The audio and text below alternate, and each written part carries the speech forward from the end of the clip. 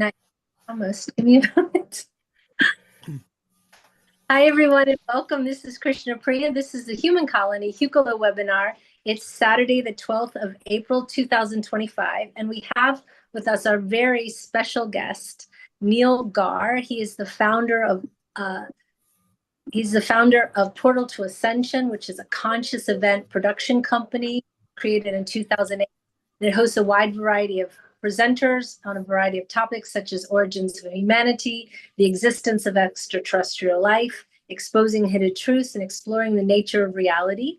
He travels the world facilitating gatherings that are intended to empower the individual and reclaim their sovereignty and to awaken their full potential. Neil's also a channel. He channels the Red Dragon. He's worked with many, many interesting different researchers in the area of UFO and ET. So we would like to welcome very special guest, Neil Gaur. Welcome to Human Colony, or Hucolo as we call it. Thank you. Thank you, Krishna Priya. Good to be here with you. Good to be here too. We start with some announcements before we get going. So I'm going to turn it over to Angie and let her give the announcement. Go ahead, Angie. Thank you so much. Greetings, everybody. And we have a galactic energy healing student class that is going to be scheduled on Saturday, May 10th from 2 p.m. to 7 p.m. Eastern Standard Time. The cost on that is $150. If you are interested in becoming a healer, shoot an email to aspeed6456@gmail.com or classes@hucolo.com. No, hucolo.org. And so if you're interested in learning galactic energy healing, this would be the perfect opportunity for you to do this. Again, it's Saturday, May 10th, 2 p.m. to 7 p.m. Eastern Standard Time.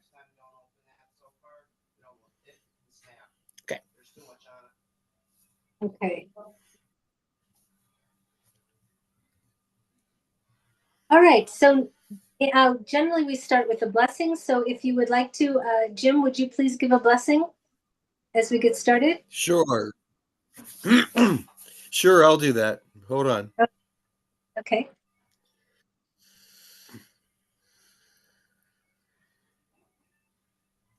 Dear Heavenly Father, we just thank you for this time of fellowship, for this time of information, for this time of friendship.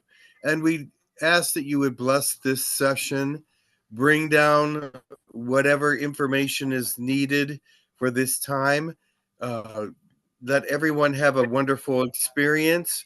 Let everyone know that the thoughts and that are going to be brought forward are the truth, and that everyone will be blessed by them. We ask also that you be with us in all times, and it's such a dark place, but we want to bring light to it. So that is our purpose and our meaning for being here in this time, in this place. We thank you and praise you for all that you do and all that you are, and amen. Amen. Thank you. All right. So everyone in the group we have with us today, we have Angie, Jim, Mark, Michael, Safira, Neil, myself, and more people coming in. So we will just let them in. And then we also have people in the YouTube chat that are watching. We'll take questions from them when it's time. So let me just make sure I have that all pulled up. And I'm sorry that you're seeing my eye. I'm holding a phone. It's really not about me. So I'm going to turn off my camera because it's just not about me today. So let me make sure that, I'm watching myself on YouTube and everyone's seeing my eye. This is really disturbing.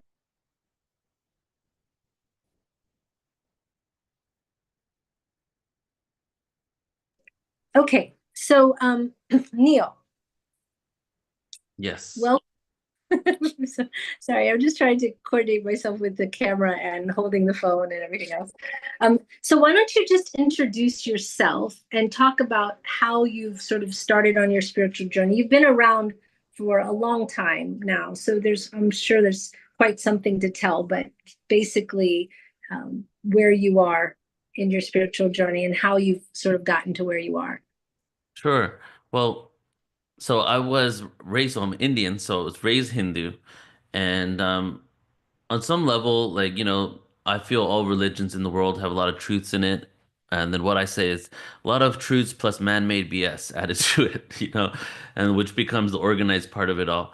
And I guess I was fortunate enough to really be raised in a faith that has a lot of those principles still embedded in it.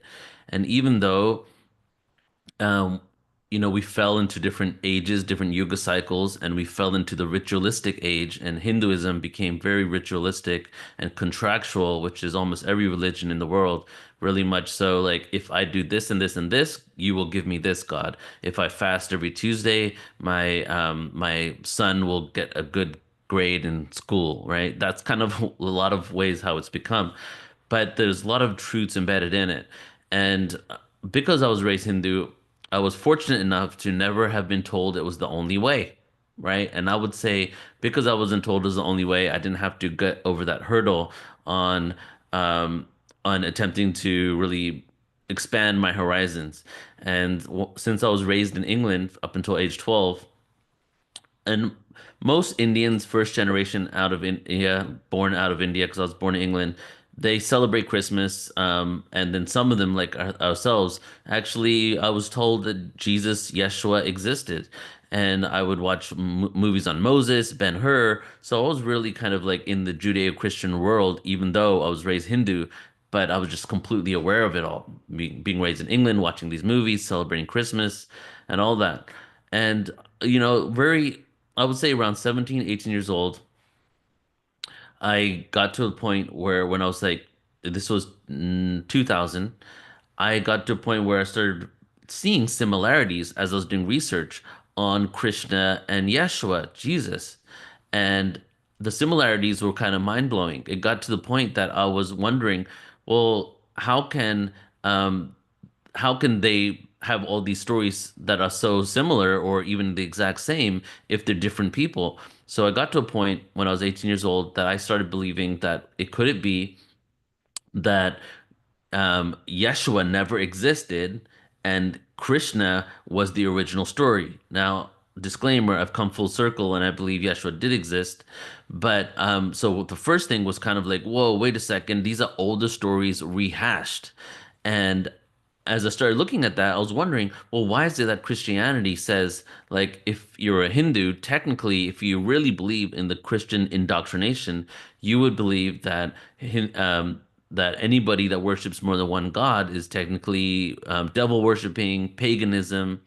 Now in Hinduism, there is really, it's kind of paradoxical because even though there's many gods, there's only really one God. So it's not really polytheism, which is a whole other story. And so, but then why is it okay for me to believe that Yeshua existed and all this? My mom told me at one point that many different prophets around the planet at different times because we're different people with different cultures that need to be approached differently, right? So not there's not one soup for every single person's palate, right? So that was the beginning, really 18, 19 years old. So I started wondering, all right, well, if there's these similarities and connections, what is the root of all religion? What is the root of all religion? Because I, on some level, still kind of believe that there had to be less people on the planet at one point. We had to start from somewhere. And maybe the Adam and Eve story is trying to give us a metaphoric explanation of when there were lesser people on the planet. And if that's the case, was there one faith that they were following before it split into everything? And can I find what the original source was? So that started my rabbit hole search 2000, 2001. I was looking at ancient scriptures. I would be at Panera Bread after college with my friend because he was getting into this with me, and we would read. I would read the Bhagavad Gita, the Quran, any ancient scriptures I could find until I finally found the Sumerian tablets of creation, the Sumerian scriptures.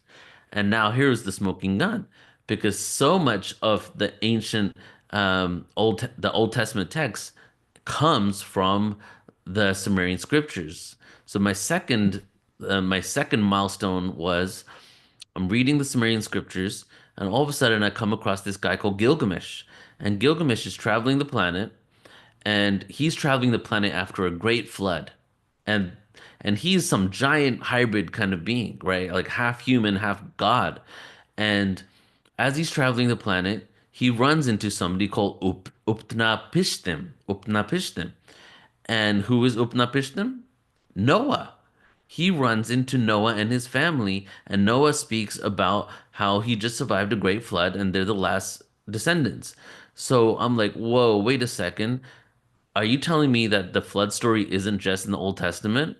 And I started realizing almost every ancient civilization had a flood story, that it was a collective trauma that the world experienced.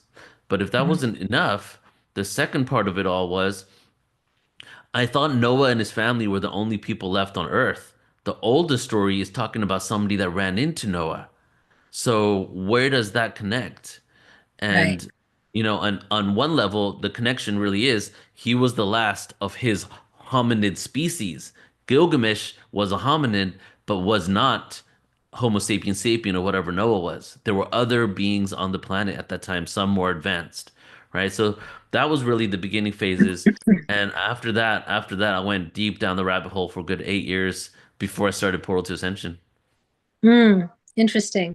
I just, it reminds me because, there's a quote in the Bhagavad Gita that says, Krishna says, he says, when you were talking about the parallels between him and Yeshua, he says, whenever Dharma declines and the purpose of life is forgotten, I manifest on earth. I'm Mm, born in every age to protect the good, to destroy the evil, and to reestablish Dharma.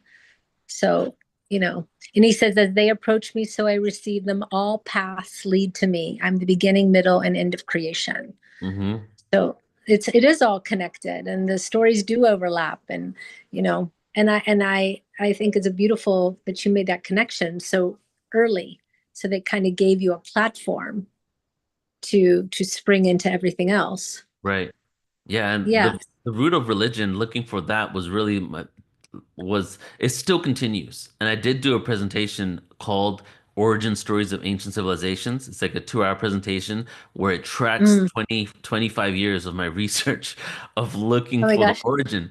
And then in the end, like it's crazy because you think you're going to find the origin. And in the end, I just confuse everybody a little more deliberately because I'm like, it's almost impossible unless we have like complete awareness and omni presence, right? There's so many different things that happen, so many tribal shifts, civilizations that were been lost to time, you know. But when I was looking at all this, I found that there's a lot of commonalities in the original story, and speaking about a flood was one of them. Mm. So in the Gilgamesh story, was he the god? Because I'm not very familiar with Gilgamesh. So Was the he? Yeah, Yeah. was he was okay, so he was a hybrid of descendants. So the way it shows in the Sumerian scriptures, plus now channeled material, other people filling in the gaps, because there are actually holes in the story, and there's a part of the Gilgamesh story that weirdly enough happens to be the most important part because it's almost like you're reading this story and then it's building up to a climax and then all of a sudden that part is vanished No. in the stone tablets at the British Museum. I went and saw it there.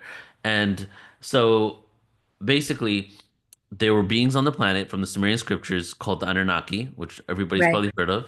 And the Anunnaki, even though some people say came here to mine gold, that's also not really clear in the scriptures of the reason why they were here and what they were doing with the gold, and if humans were slaves or not. Those parts are kind of iffy and have been left to creative thoughts where people have gone down thinking the one timeline is Anunnaki came here, they hybridized us. There is information about them utilizing their own DNA with the DNA of humans, and when you look at any ancient scriptures and you look at um, wording that talks about clay, right? And normally Hmm. humans were created out of clay. Indian text has it. You go to like ChatGPT or something and just type in every ancient scripture that talks about clay, give it to me now. And you'll just be like mind blown. And it's almost always, if not always, speaking about some sort of genetic manipulation of a different species. And it's that same story, just like the flood story is. There's also many ancient scriptures speaking about gods creating us out of their image, right? Right. And so the whole thing was that we were created, and in the scriptures talks about being created out of clay, and then there was only man, and then one of the two of Enki and Enlil, the two brothers, one of them decided that we need to give this guy a companion, right? And the other one said, no, no companions. We don't want to give them the ability to give birth. Let's just keep cloning him. And then the other brother went against his wishes and created a woman, right? So this is the original story before the Garden of Eden story. And obviously there isn't like Eve was created from his rib in that moment. You know what I mean? Like that was kind of like something that came later. And so then after that, their descendants, after however many years, began hybridizing with the native population of humans over and over and over, even after the Anunnaki had left. And Gilgamesh was a descendant that was half, at that point, you can't even really say half. He was originally hybridized. His ancestors were originally hybridized from Anunnaki DNA and Homo sapiens sapien DNA. And then, however many generations passed, was Gilgamesh. And the beings that were first hybridized, you guys might have heard about them. They were called the Nephilim. And then the Nephilim's descendants, that was Gilgamesh. And for a long time, the descendants were giants, were very tall, until they Right. continued hybridizing with humans over and over and over until their height basically went closer to what we are now. Maybe they're still a little taller. So that's the story of who Gilgamesh is. Oh, so interesting. And so all of that, in all this time, how did you come into channeling? How did that arrive for you? I mean, were you Right. starting to do events at that point? Because I remember like back, it was in 1990s. When did Rob start his Was it channeling? Like 2016? 94, 2016? I think the year before you were there, right? 2016 or 2015 might have been the first one. is when you did your first event. No, no, for Rob's first event. No, no, not Rob's first event. I mean, you had started doing events, but you were Yeah. doing like big events, like 4 or something a year. You're starting to really ramp up at that Yeah. point. So But what had you happened started was, channeling then, or no? no, the channeling only came 2 years ago for me. Oh, Channeling. So this is, but I've been into channeling for sure. So right. like, okay, so 2001, 2002, pretty soon, see what happened with the Sumerian story is there was a part of it that talked about the sons of God. And the sons of God, there was two tiers of gods on the planet where the Anunnaki came from. People just think about the Anunnaki, but if you look about the story, there's two distinct races of beings in the story. One's called the Ajiji, one's called the Anunnaki. They both existed on that planet. One of them had more advanced powers because they were just, I don't know, higher dimensional, more technologically advanced. The other ones weren't. It's basically like the gods and the demigods from this planet, and that is where the pantheon of gods or demigods actually originated from, this Anunnaki story. So Mm. they had left after the Anunnaki left, they left the Ajiji on the planet. Now we have the original story of the fallen angels. The fallen angel story is from the Sumerian scriptures of the Anunnaki leaving the other race of beings called the Ajiji on Earth. And these beings, they're the ones that mated with the daughters of men. They're the ones that were the hybridization geneticists. And so when I was looking at that story, I was getting it took me down a rabbit hole of fear because I started realizing that these secret societies around the world were actually saying that they were descendants of these beings.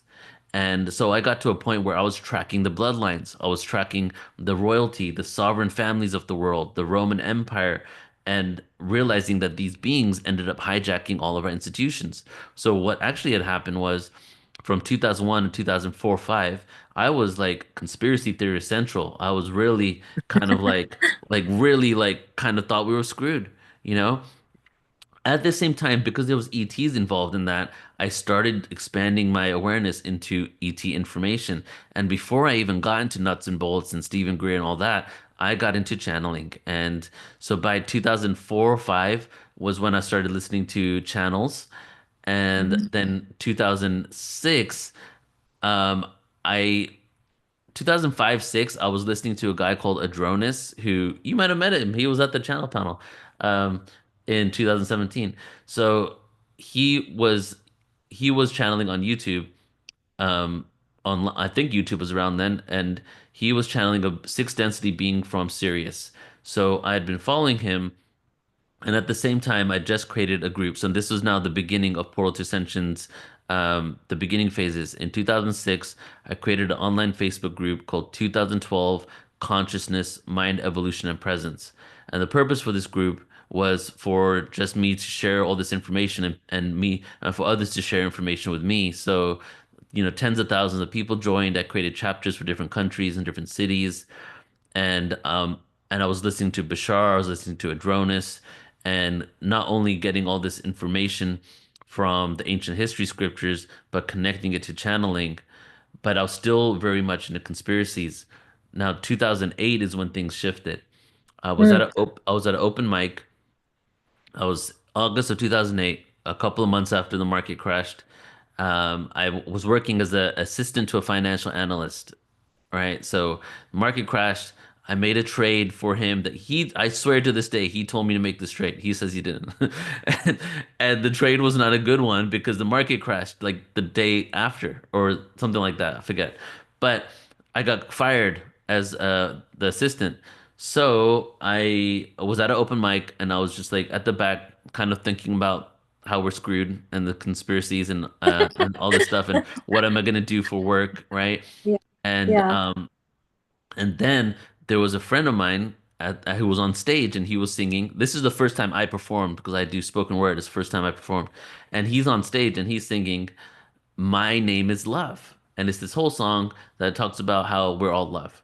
And in that moment, there was a revelation, and I started realizing, oh wow, I'm into all this spiritual information, and I didn't even really share here today about the other parts that I learned, but partly what I realized was that the ancients were talking about some advanced quantum physics with through metaphors and artwork. And through Mm. understanding that they were talking about vibration and frequency, I went back to Hinduism and realized the science behind spirituality is really quantum, right? Quantum physics. Right. And so even though I knew intellectually this is all spiritually connected, why am I still depressed and not seeing like the light at the end of the tunnel?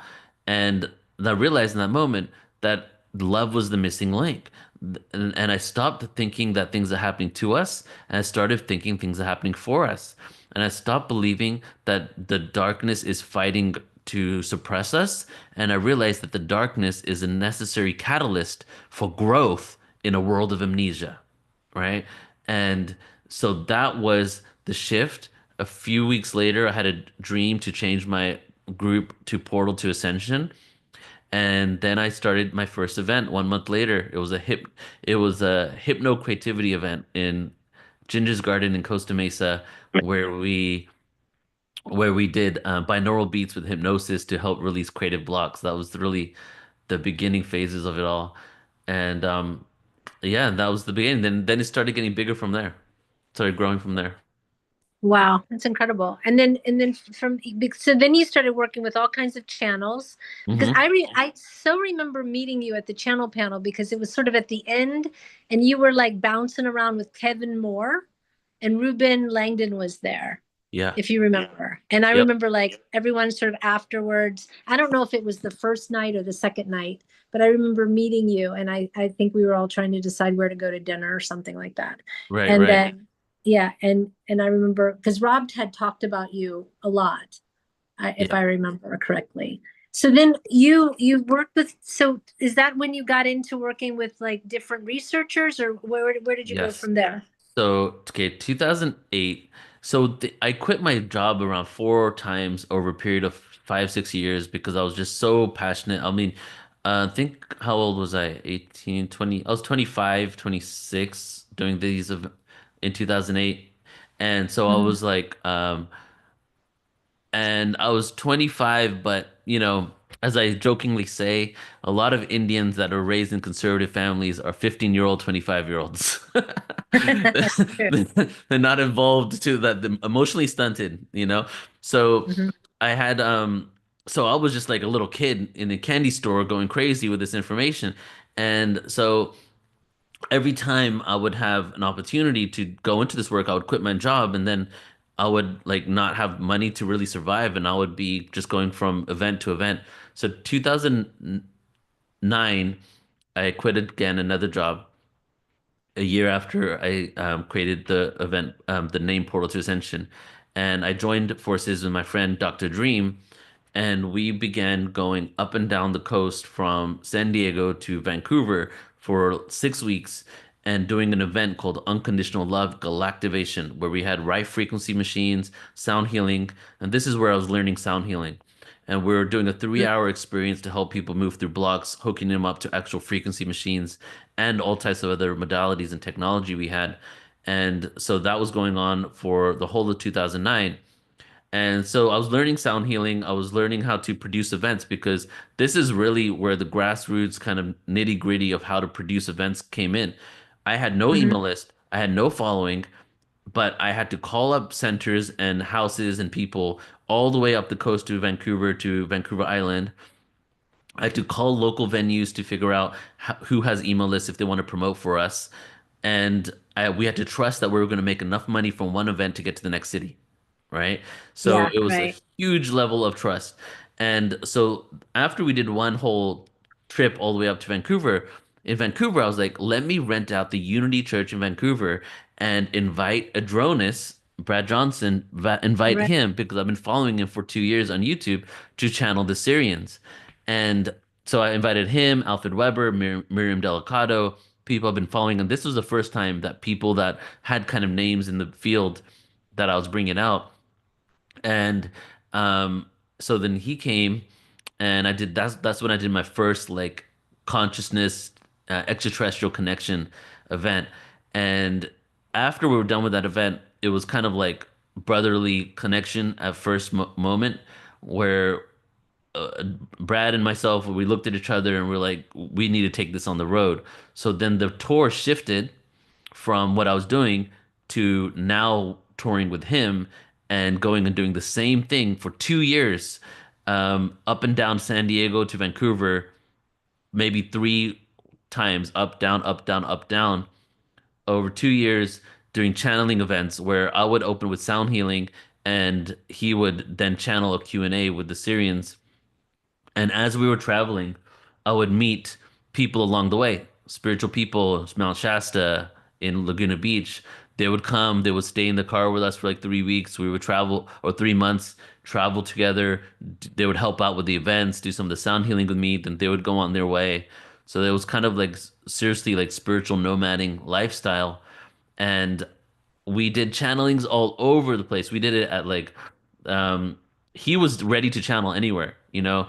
And so we would create events and channel at metaphysical stores for sure, yoga centers. We would channel at restaurants. We would I was still drinking back then. He wasn't. We would be at a bar and then I would tell him to channel. You know, it was like I even had like we even met other channels. And the first ever channel panel, I think I created, where we had like I met different channels, and we Yeah. had a studio, and we had three of them channeling together, and this was like 2011, and they all knew each other, and they were speaking as if they knew each other, and they just met on that day. Oh, wow. Right. Yeah, so that was like really the playing ground and testing for Portal to Ascension. And then the next milestone was 2012. So after doing all of this, working with some people, including doing a tour with Michael Tellinger, I then decided, let me go ahead and see what our reach is right now and create an event called the Cosmic Reunion 2012, November of 2012, 1 month before the world ended. So so I did an event in honor of that. And at that point, I did think that there was going to be a big sign, a neon sign in the sky saying game over, and then a portal will open and we'll walk into the fifth dimension. I kind of felt like it would be something dramatic like that. That was such a big pivotal time, isn't it? It I mean, that's was. a big thing. And everyone was sort of anticipating something, and there was a shift. There was a shift, yeah, just not There was on the a level shift. of UFOs No, landing like some people thought, you know? yeah. Yeah. So that was my first large event, and Bashar was the headliner for that event, right? Okay. And so, yes, from there, then it started growing even more. Eventually, I created the online portal in 2016. Okay. Okay. And awesome. And so then in that time, did you like you met Rob, you met all, I'm sure you Yes. met Okay, Daniel Scran so people. Brad and Rob were best friends. Right, right. So Brad introduced me to Rob, and I had done a couple online webinars before I created the online portal, working with another group of people out of Canada that were doing webinars, and and then Brad told me to bring Rob on, and that was like 2013, something like that. Mm-hmm. Yeah, so that's how I connected with Rob, and then so I did a few events with him, but I was at the channel panel, but then for a few years we weren't connected, and just a couple years ago we reconnected, and now I'm really happy to be working with him. He's one of the best people I know. Oh, that's amazing. Yeah, I mean, Rob for me was like one of the first people. I mean, that's how I met Jim, Yeah. through Rob, because Jim was on Rob's show, and I heard Jim channeling. I'm like, who is that? I have to meet this person. Hmm. So I kind of sought him out and I had a radio show at that time, and I had him on my show, and then I came over to Human Colony, and it sort of, coalesced from there. But so then fast forward and you start doing all these events, and then you start working with Stephen Greer. Is that right? Yeah, exactly. So it's the nuts and bolts UFO thing, I would say started more in 2011. And Okay. And let me give a disclaimer. Even though I knew about it, obviously the government had been hiding stuff, but I wasn't really like I was mostly into channeling and the spiritual awareness. Mm-hmm. There was a point where I was extremely new age, you know, Right. that like I was polarized into one part, and um, everything was love and light, and there was no darkness, kind of like ignoring that, you know. Right. And and so then in 2011 I started getting into Stephen Greer. And I think 2013 was when I first started working with him. And basically I emailed him and said, "Have you ever thought about doing anything online?" Because he had never done a webinar before. Mm. And he goes, "No, it's too much technology, too many things can go wrong." I was speaking to his wife. And then I said, "How about we handle everything? We collect the money, we make the website, we do the technology, and you don't do anything, and we just give you the percentage of it, right?" And he said yes, and that was the beginning of it. And so he would never have even done his first online stream if it wasn't for us reaching out with him. And that went on for like around 7 years. Definitely helped him out. And now, like in regards to the UFO part. So even saying nuts and bolts is kind of like very limiting in the explanation. Reason why is because like it goes beyond that, because even Stephen Greer speaks about consciousness and does pujas and meditation events and CE5s. But when we speak about nuts and bolts, what people normally refer to is the mainstream UFO disclosure, and the fact that there has been a cover up for at least 80 years. And from new information that's come out in Congress, it seems like we have the oldest dated cover up to 1931 with Mussolini and a UFO that crashed in Italy, and then the Vatican having an issue with Mussolini because they weren't seeing eye to eye, and then the Pope telling the U.S. government Mussolini has recovered this craft, and that was also partly of why the U.S. government eventually went into Italy to retrieve that craft. And supposedly that craft still exists and might be in Las Vegas at Bigelow Aerospace. So there's been this huge two different worlds. To me, there's extraterrestrial awareness, which is the spiritual connection to these beings. Who are they? What did they know? What's our connection to them? And then there's UFOs, and that's really the linear timeline of the cover up and all of the manipulation and lies that have gone within it. And at this point, it's become we're now at a place where there seems to be a battle behind closed doors between those within these agencies and government that wants this information disclosed and those that don't. And the reason why they may not want it disclosed is because there's been so many advancements in humanity that we have completely lost. And Stephen Greer speaks about this too. He did a The Lost Century. We did a he did a documentary. We did a webinar together called The Lost Century, and he speaks about how there's 100 years of advancement that that other agencies and programs that are deeply secret have that we don't have, including the fact that they mastered anti-gravity in the 1950s.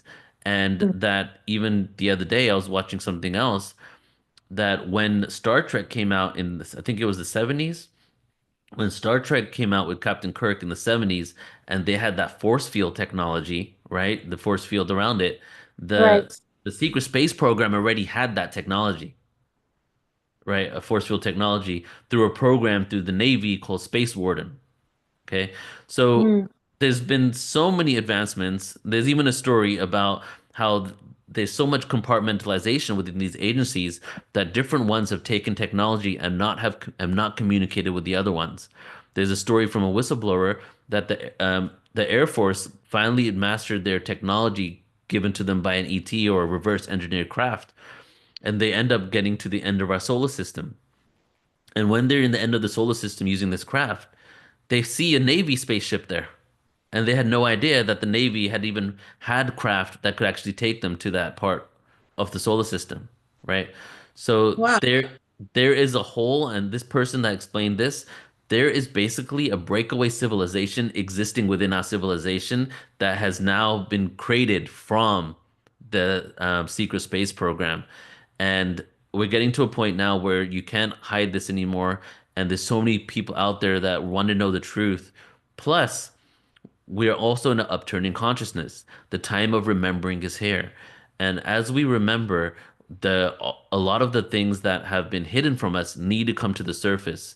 So there's a lot of turbulence and turmoil right now, and people that are confused and realizing that there's been a lot of lies. But these are all necessary parts of the growing that we need to experience so that we can bring things to the surface and truly start understanding who are we, where do we come from, and what else is out there in the universe. The big question that always arises, and it's asked of every president. It was asked of Trump. It was asked of Clinton. I guess starting with Clinton, they asked Hillary, they asked Obama. It's like, and that's what Stephen Greer has been asking. What do they really know, the presidents and the people that are, you know, I mean, how much do they really know, and what is said to them that makes them all, including Trump, going, "Oh, I don't know if I should say anything." I mean, Yeah. are their lives threatened? Are they? I mean, what is the situation in that? Because it's like the secret everybody knows, but no one can actually say. You Yeah, know. not only were their lives threatened, people have lost their lives. There's been medical advancements that have been suppressed. There's people that have died. Hundreds of people, thousands of people have died from cancers that never even needed to exist anymore because a cure had already been found, right? So that's another reason why there's a lot of like hesitation on exposing the truth. Because if you find out that a lot of the pain that humanity and yourself went through didn't even need to happen, what are you going to think about the people that are your rulers, are the controllers? So now, do you ask, do the presidents, how much do they know, right? And I'll start by saying no one truly knows how much they know. We can only speculate based on research. But I'll give you a good example here, an analogy. One time, Bill Gates was on a show, on a talk show, and they asked him, why doesn't he run for president? And he kind of slipped in some information in this moment where he said, presidents are only in for 4 years. I can have much more power over many years if I'm not a president. Okay. So, Yeah. so these people are institutionalized and they don't have any way.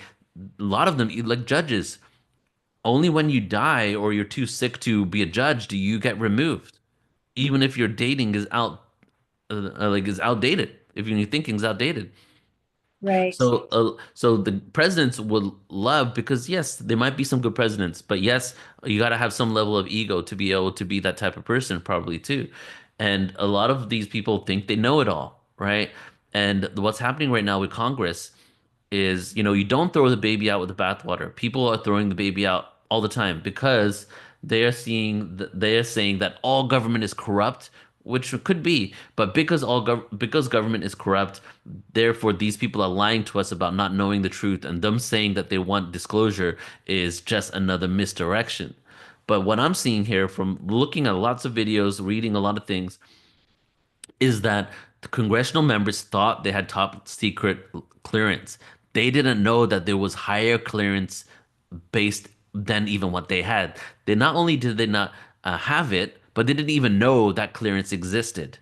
And Right. now they're going to these programs and they're finally implementing their clearances by saying, "Let me see this," and they're getting the doors shut on their face and told to be removed and throwing in and through a loop and all this stuff happening. So they're like, wait a second, I thought we had clearance. Are you telling me that there is some sort of program that's been going on for decades, multiple programs really, that we aren't able to know about? And no one's telling anybody who is the one person, one group that is behind it. No one knows. Congressional members have heard names, people know people in the program, but uh, it's so decentralized that it's almost impossible to figure out the root of where it's all coming from. So what they're doing now is they are in the process of exploring and asking for whistleblowers and trying to make it safe for them to come out and speak some truth. Now let's speak about what's happened in the last few years. Say, let's start at 2016. So we have Tom DeLonge coming out on the ex singer or the current still sings for Blink 182, the lead singer, Into right? this. Yeah. Yep. Okay. He comes out. Do you know about this? No, I just know that he's like a real uh investigative person in Oh, this. Yeah. yeah, he was part of the whole shift. So, 2015 and before ridiculed ETs, UFOs, make it funny, make laugh about it. Let's put on little space sounds in the background whenever we talk about it on the news to make it mock it. 2016, Tom DeLonge comes out and says on his Twitter feed with ex-CIA people, ex-NASA people, Chris Mellon was there, Lou Elizondo was there, saying, "Hey guys, we need to let you know that there's been these sightings, and we and all these people recently worked for the government, and some side note again, coincidentally enough, they all just left their jobs a week before. Like, how suspicious is that? It's almost like you left your job deliberately because as a government official, you can't say this, but you, as a private citizen, you're now able to speak. So trying to make us feel like they're trying to blow the whistle on something. And I was like on the edge of my seat, and but they didn't once say, who are these beings, UFO, ETs, extraterrestrials, interdimensional beings. They said, there is advanced technology. We need to figure out what that technology is so we can get that technology ourselves and make all these cool things. I'm like, you missed one part, right? You're like, what is that technology? So that was the beginning. And then a few months later, Hillary Clinton was on Jimmy Kimmel, and Jimmy Kimmel goes, because every presidential candidate that goes on show talk, late night talk shows, all of the information is scripted. Okay. They, and to be honest, no matter who you think about or what you think, Trump's probably isn't because he just goes off the cuff all the time. But all of them have this information already scripted of what they're gonna say, and so it was so like you could tell. Jimmy Kimmel goes, okay. I asked your husband this, but I need to ask you this. Are you going to disclose all the Area 51 information when you go and become president? And she goes, Jimmy. We don't call them UFOs anymore. We call them UAPs. I Boom. remember that. Yeah. Rebranding. That was the day. Rebranding was done. And because they were getting ready for some stuff and for drip disclosure, and they wanted to move away from the ridicule that they had themselves created, and the CIA was a part of the creation of this. Partly of the reason why the CIA even existed was to hide the cover up of UFOs, and then Project Mockingbird, where they had all their agents working for news agencies to parrot the three-letter agency lies. And so that was the rebranding. And then since then, every year, every 2 years, there's been drips. And people still are jaded because of all the past manipulation and corruption. But if you look at these drips, and I'll just close out with this couple minutes here, if you look at the drips, there's sightings, and we saw them, and we have sensor radar sightings, and here we are talking about it. I was in the Air Force. Then there was, oh, I was a part of the program, and we're investigating these sightings. And then there was, actually, I am now receiving people from these programs that are telling me that they were interacting with these beings, reverse engineering these crafts, dissecting extraterrestrial bodies, right? And then around a few months ago, we finally have three people from the programs saying that they were communicating with ETs, interacting with ETs, and that um, they were also a part of witnessing the actual craft in person. So it's been slowly but surely. And if you look at the stories that they've been saying, it's been coming from I was in a plane and I saw it zoom past me to I was in a room looking at the screen of an extraterrestrial on the screen on a bed in the room that was right in front of me. And that was the testimony by Richard Doty that he gave on our event a few weeks ago, right? So we're getting to a point now where you cannot deny this. And one more thing here, I love to connect the nuts and bolts to the esoteric. So a lot of what we say, what you channeling through Jim, through a lot of different people, is that who these beings are and what their names are, what their races are, and how they connect with us ancestrally. Something that hasn't been spoken about on the mainstream yet because of their fear of being ridiculed. From that, they're taking it very slow. But recently, there was two ex-Air Force members on Joe Rogan about a couple months ago that finally started speaking about that stuff, and they started talking about the government's connection to Nordic beings, and they also started saying that there were mantis beings out there that that governments are in connection with, and they said whenever they bring up reptilians on the phone in these Air Force meetings, they're told to shut up and never bring up the reptilians. And I thought that was very interesting because those are the civilizations, the names of these civilizations aren't spoken of really when we come with the mainstream narrative of ETs. And I think the next level is who are these beings and what are their intentions? Yeah, there's so much to unpack. I mean, and the thing is, this is all, I mean, you're talking about stuff that happened like just 2 years ago, 3 years ago. I don't know, not even that long. Well, maybe longer, but it feels like it's just yesterday that all this stuff is going on. So, where are we now, basically? Yeah.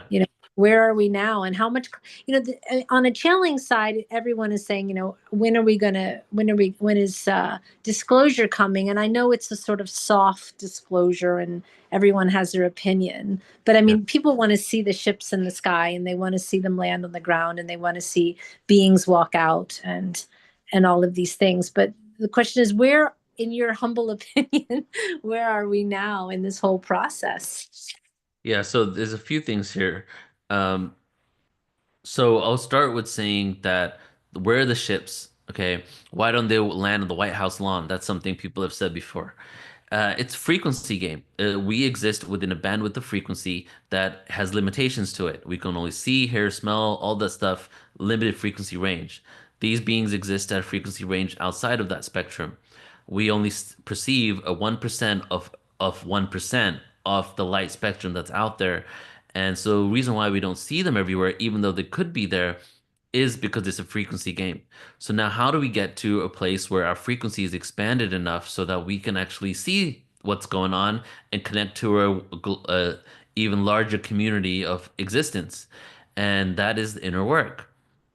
The way we get to the frequency, I don't like to say higher and lower because higher and lower are based on the ages of humanity and the yuga cycle of the Kali Yuga, which is a hierarchical age. And so we have the lingo now of hierarchy, and we look at things as better than us or lower than us, whereas a lot of these advanced beings look at us as even more advanced than they are because of the reason why we came here.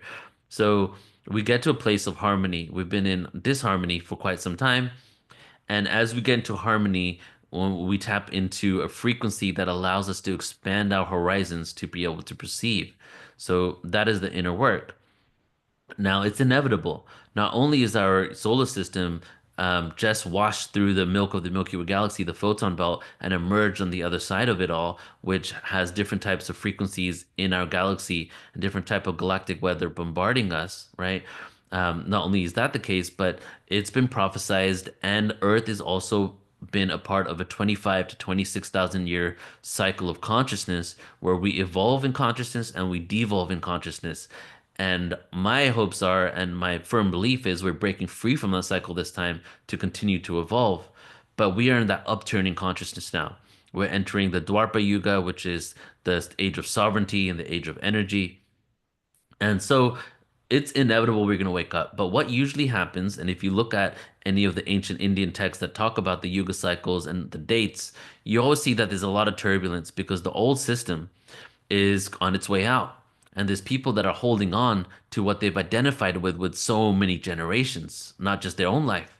And they've identified with it so much they don't see themselves in any other type of reality. And then there's those that are welcomely opening up to this new reality. And there's definitely going to be division and chaos in those moments. Sometimes there's wars. Well, yeah, there's been a lot of wars during this time. World War One, two, three, this whole century, right? There's been a lot of and old systems are now being restructured. Okay, so that's what's happening in the level of consciousness. Now, what's going on with government and why there are soft or drip disclosing is, yes, on one level it's because the consciousness shift. It's they're just playing out the role. It's almost like the script says consciousness would shift, and now the script writer needs to write how that's going to happen, right? And but they also had John Ramirez, who is an ex-CIA official agent. He posted about this, saying that the memo went out to the governments and the agencies that by 2027 they're going to make themselves known, and if they don't get their crap together, that the world is going to basically know all the lies and manipulation. So they have until 2027 to really make some sort of amends and to inform the masses and get them ready. So it's almost like a joint effort into slowly preparing for what is inevitable. And whether they're going to land or not in 2027 isn't the point, but it's more about that by the end of 2027, every person on the planet is going to know we're not alone in the universe, right? And Right. what's happening with everything they do, I like to say everything they do to control, manipulate, kill, put pharmaceuticals that destroy us, all that stuff, everything backfires. More people wake up from all the things that you can consider negative.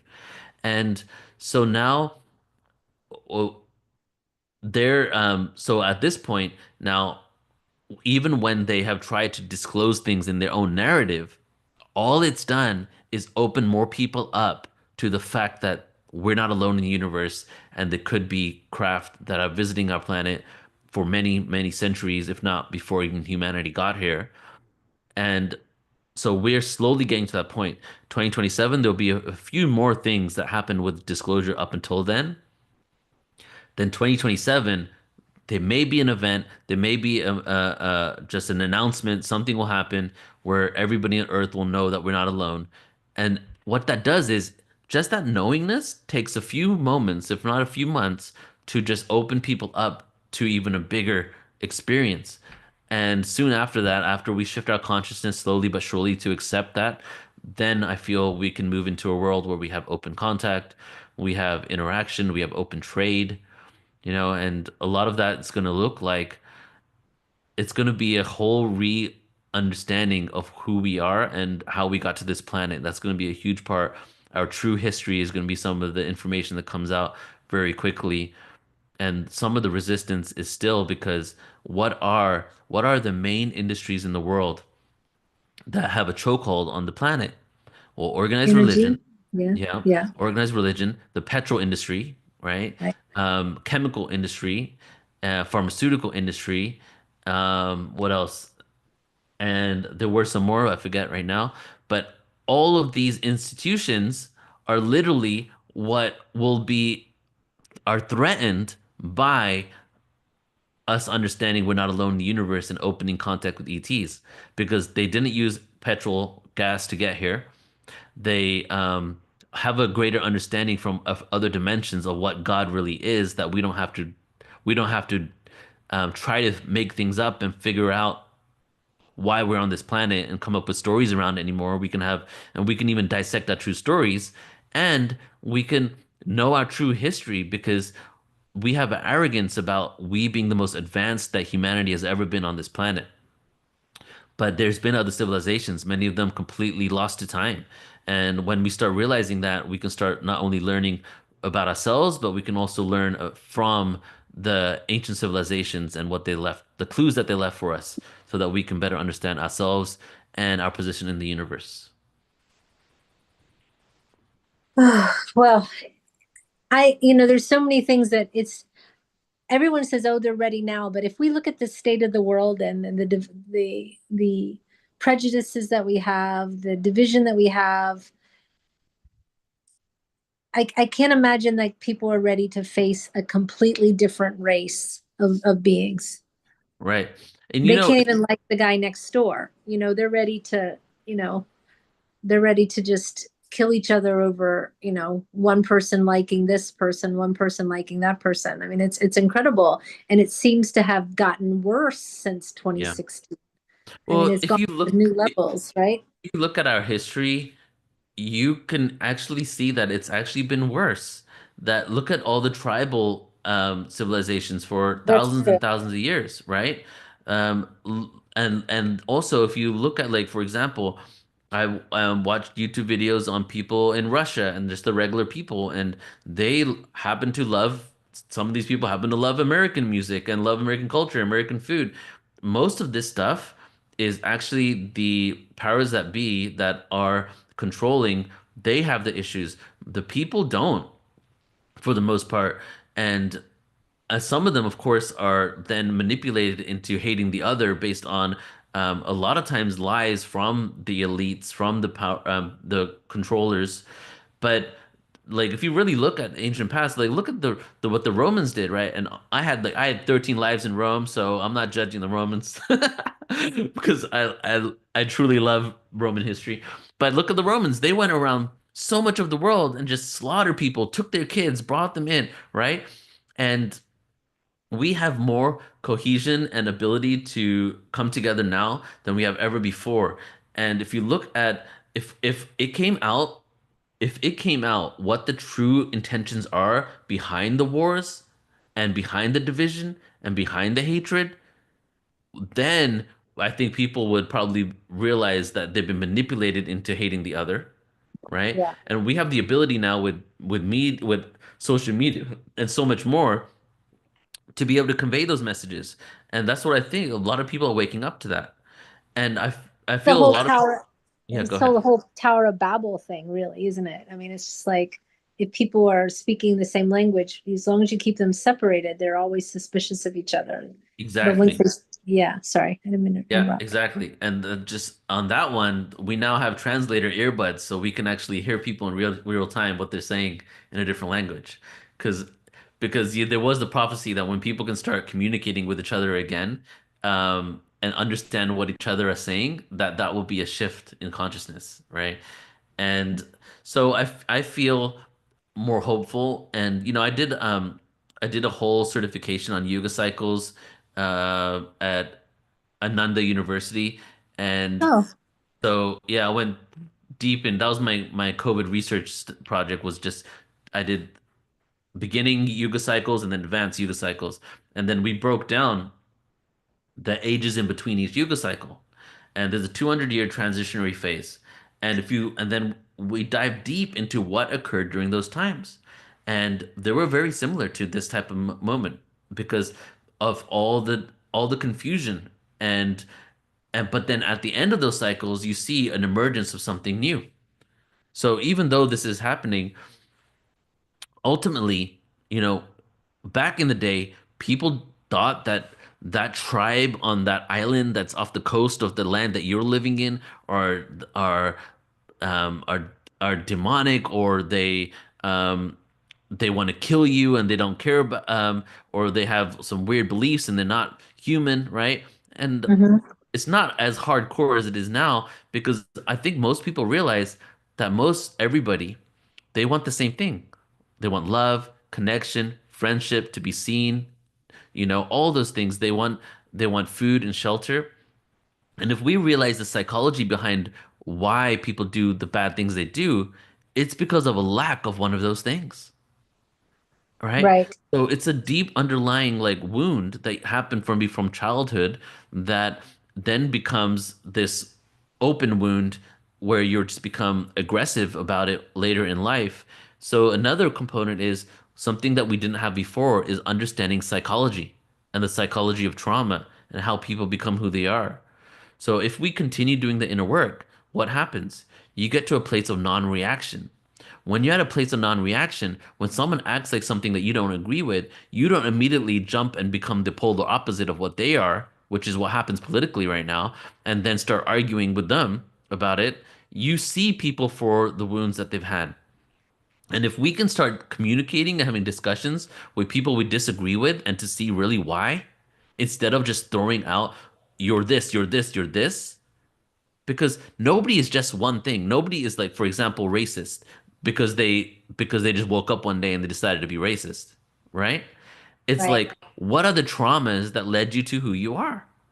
you Right. know and I feel like in the world I'm in and the work that I'm doing and all the information out there available for us, I feel we're getting a better understanding of it. And unfortunately, the media has been co-opted by big tech, big everything, and government. But we also see the fall of legacy media.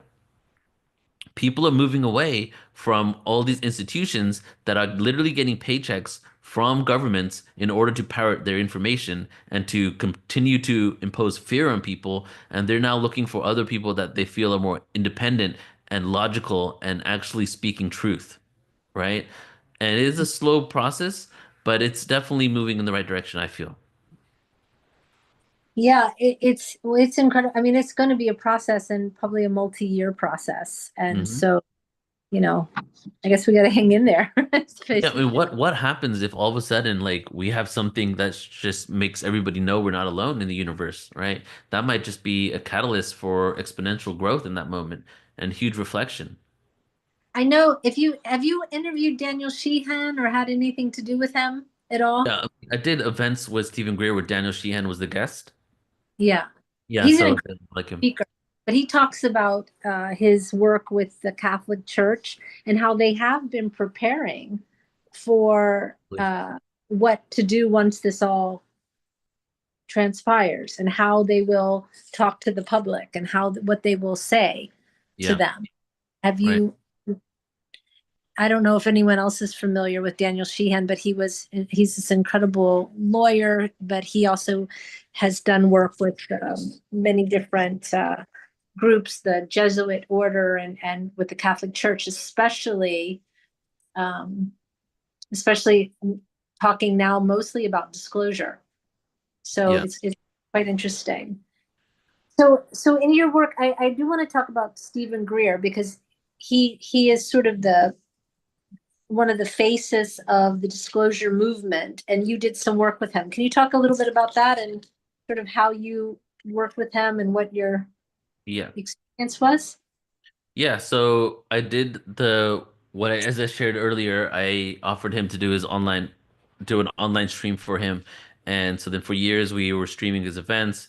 And I mean, I really truly admire and love everything that he's done. He is a pioneer. If it wasn't for his disclosure hearing in 2001, where they had some ex-congressional members come, and then he had whistleblowers speaking about the different things that have happened and been hidden.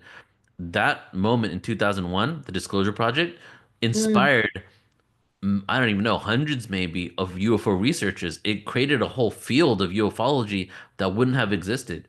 Even people that eventually maybe didn't like Stephen Greer later still gave credit to the fact that they wouldn't have even begun in that field if it wasn't for that 2001 moment.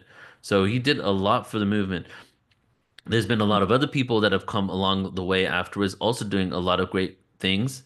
And he continues to have an archive of whistleblowers that are coming out exposing things, including what's going on in Antarctica, right? And Mhm. and so I truly love all of that. Now, you had asked before we got on air about the his connection to channeling. So he's deeply, deeply spiritual. He's into I would say a Hindu kind of approach of spirituality because I think he studied in an ashram or spent time in an ashram, and he does pujas. So at his events, he would do pujas with the incense and everything in order to do the connection. And before CE5, which is meditating to have human initiated contact, he would do that as well. And I feel a lot of mainstream ufologists aren't per se into channeling just because they don't know if it's real or not. They're not saying it's all not real. They just don't know how much of the human is involved in it, right? Mhm. And a lot of them are very logical thinking, but not all of them. And now Stephen Greer, he doesn't ever say anything about channeling being real or not, but Bashar Daryl Anka was at an after party of his and came to his movie um, premiere, his first of his three movies that he came out with, which in that moment made me realize that Daryl and Stephen Greer are good friends. You know? Oh, wow. Yeah, so yeah, he definitely is into information that he probably doesn't lead with when he goes on TV or when he goes on podcasts because he's really creating an image or has created an image that allows him to be put on platforms that can reach more people. Right, right. And but I mean, we are finding like I'm sure you saw that Joe Rogan mentioned Bashar. Yeah, Uh, yeah, that was cool. yeah, and I think Jenny McCarthy, who does a lot of stuff, she's had From um, England? Jenny McCarthy, the actress, the one that was Oh, okay, married yeah. All right. owner Jim Carrey. Yeah, she had Kevin Moore on her show talking about channeling. Hmm. Yeah.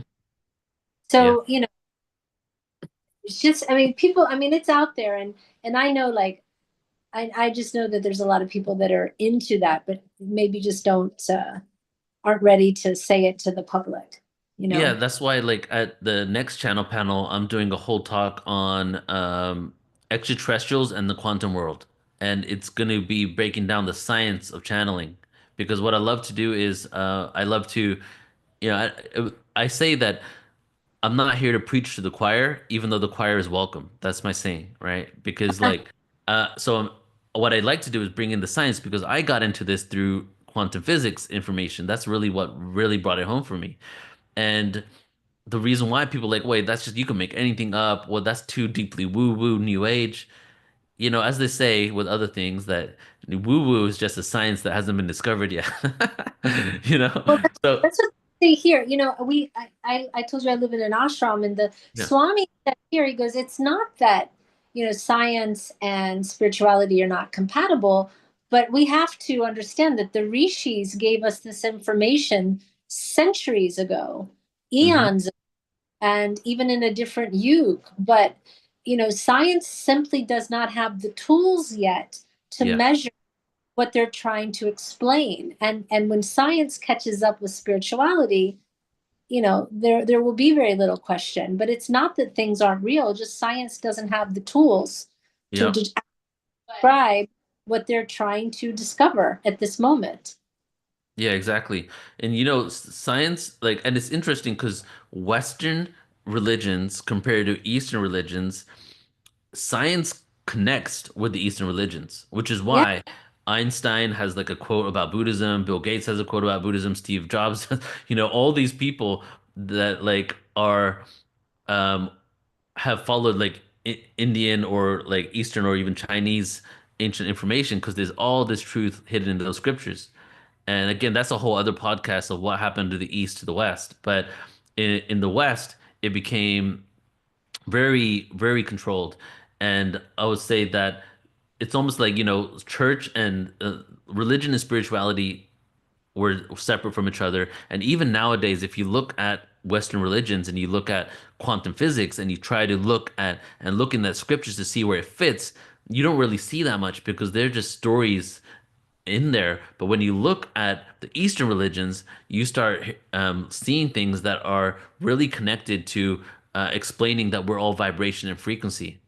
right? So that Right. is really what it's all about. And the whole concept is that what is reality really? Are we solid beings or are we vibratory frequency, right? And now we've been able to to show and prove through quantum physics that everything is constantly vibrating, that physicality is kind of an illusion.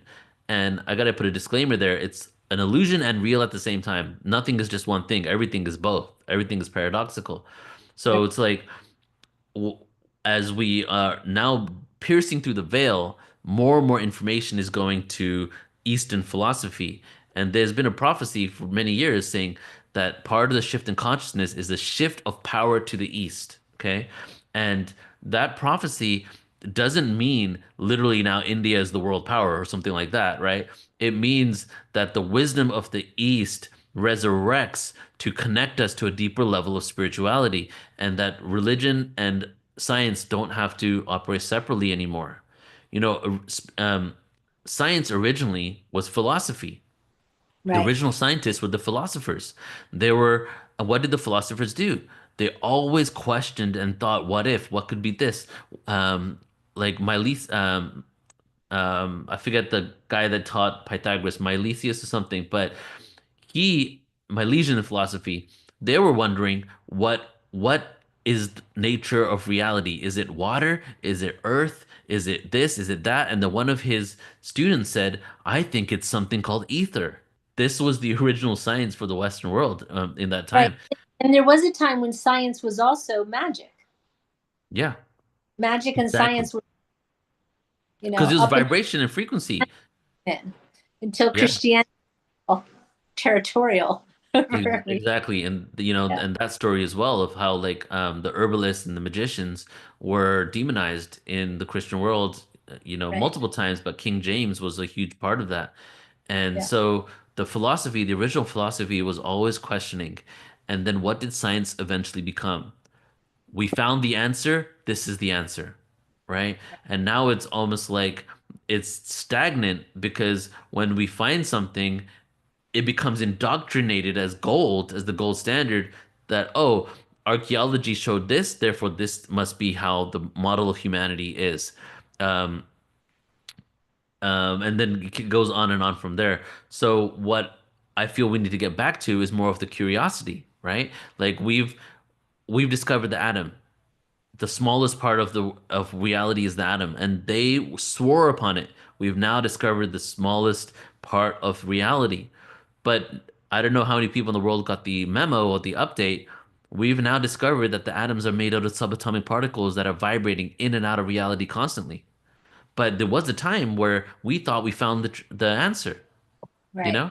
So if we lean into the curiosity of what we truly are, instead of every time trying to come up with a whole structure of what things are based on what we've now discovered, right?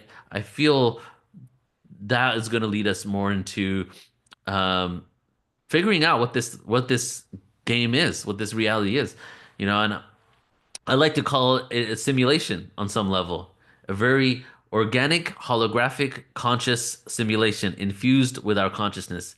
Because ultimately, if we're vibrating in and out of reality, okay, meaning if I can see the smallest part of your being, and it's this vibrating frequency that's always like this. That's why they call it string theory, because they see vibrating strands. And if you see that, what else in this world vibrates as a light fractal in and out of reality? What other type of technology do we have that we've created that is a light fractal vibrating in and out of reality? Okay. A hologram. That's Right. literally what holograms do. Right. So it's like, what is this world? And I feel we're on the journey to figure it out. Well, it's, what, I mean, we were talking about what we need. I think what we need people who are spiritual to also embrace science as opposed to poo-pooing science Yeah, as well. It goes both ways where people are like, you've seen a big rejection of science in the last 8 to 10 years. right. And what we need is some of the very smart spiritual people to go in and really embrace science so that they can make these discoveries because they're not afraid to make the connection Yeah. between and spirituality, and we need to not the division between science and spirituality is self-imposed these days.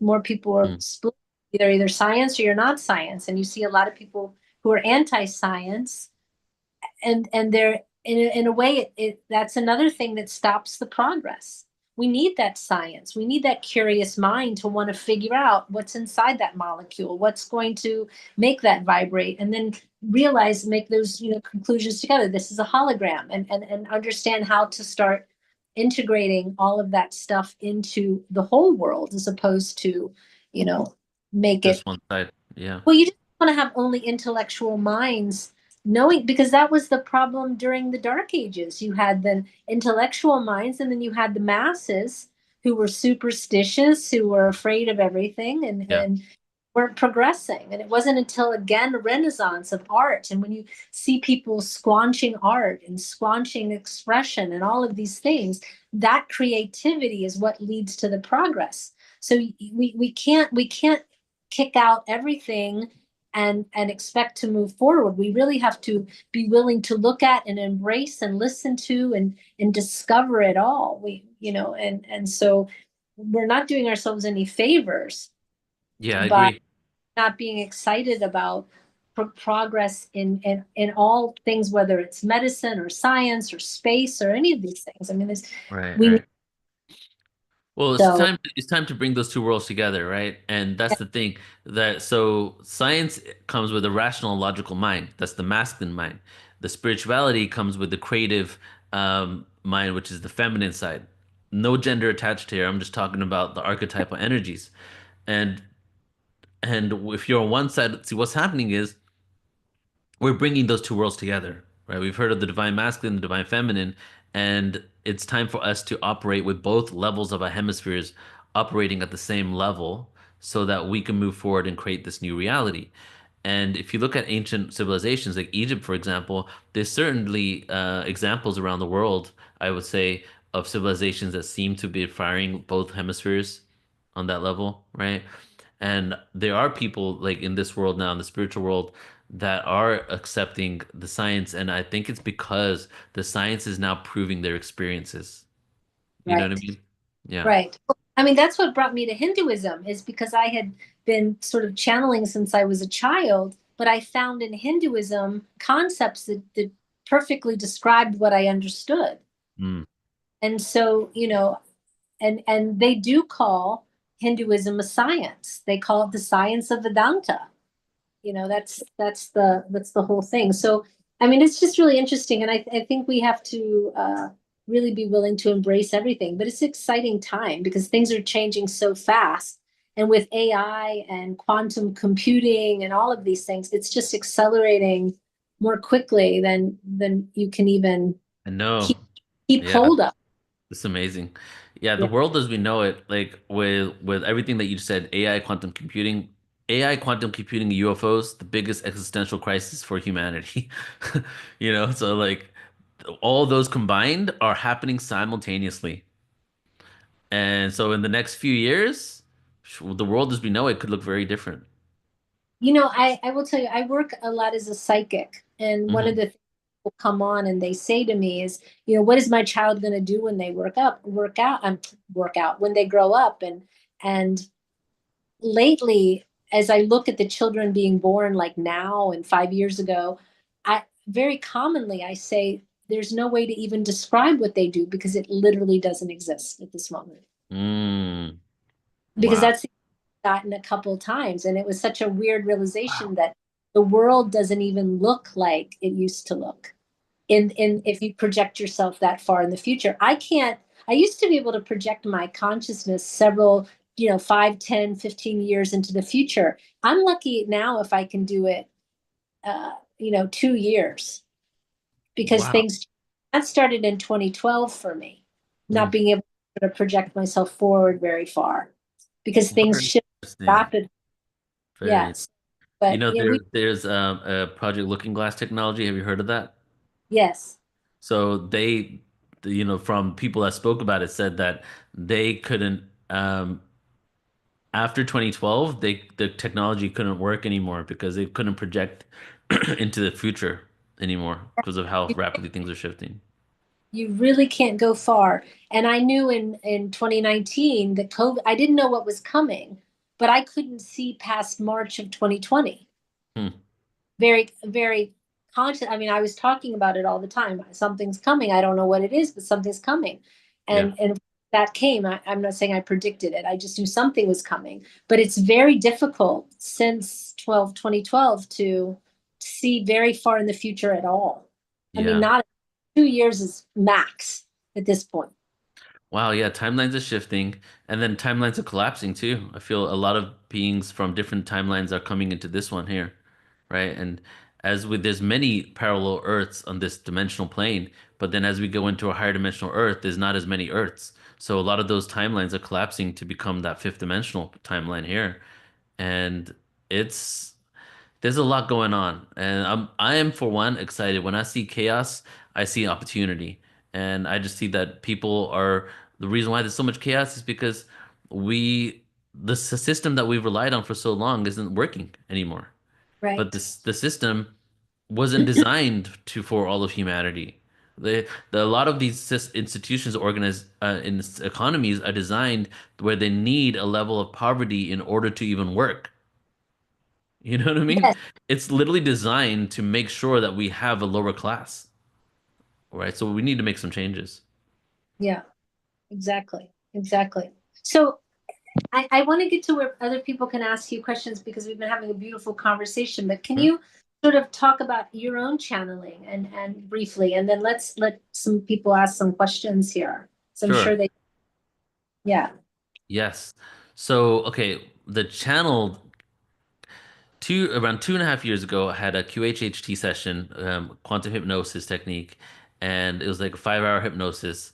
And in that, I did not know where I was going to go, but I went into the inner earth and I met the dragons, and I met the Red Dragon tribe in particular, and my counterpart, Kumbala.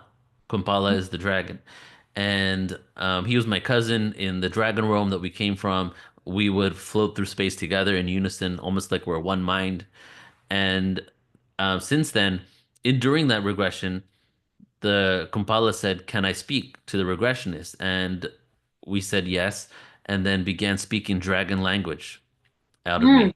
And the dragons started communicating, and it was just this deep resonance in my body. And so the dragon language is because every language on the world is ET inspired, right? Like Hebrew, for example, has a lot of Arcturian influence. Sanskrit has a lot of dragon influence. Mm. And so it sounds like mantras, but it's not any mantra you've ever heard. And so then, okay, started communicating. And when I asked the dragons, why am I seeing this? I was taken to Orion's belt. And I went and saw and visited myself as three different reptilians. And I saw all these things that happened in Orion. And the dragon said to me, "We are the ancestors of all reptilians."